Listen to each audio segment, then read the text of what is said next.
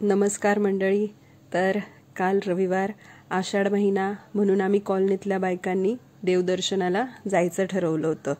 तर त्यातलं हे सगळ्यात पहिलं मंदिर नैताळ्याचं मतोबा मंदिर। नैताळे म्हणजे आपल्या निफाड तालुक्यातील नैताळा हे गाव आहे।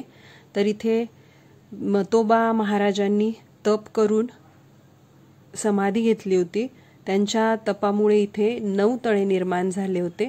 तर त्या 9 तळ्यांचा अपभ्रंश होऊन नैताळे हे या गावाला नाव पडलंय। इथे बघा खूपच आकर्षक आणि सुंदर मूर्ती आहे आणि आपल्या देवाऱ्यात जे चांदीचे टाक असतात इथे खूपच मोठे टाक आहेत। ते मंदिर अतिशय सुंदर आहे।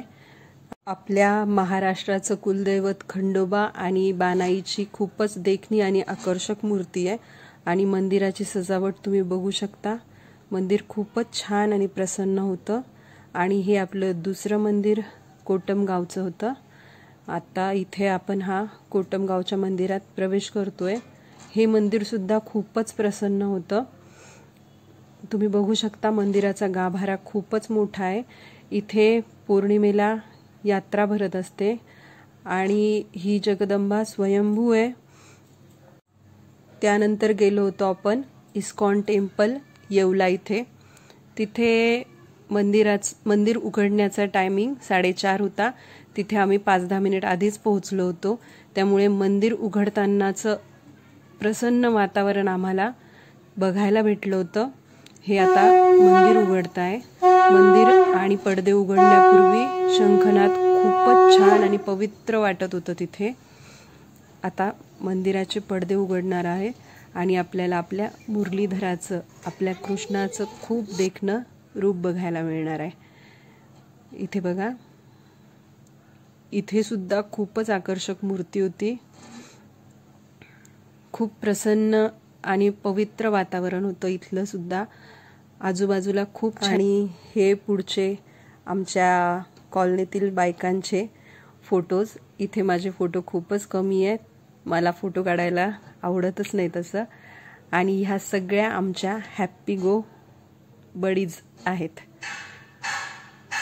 तुम्ही बघू शकता सगळ्यांनी खूप छान छान फोटो काढले होते।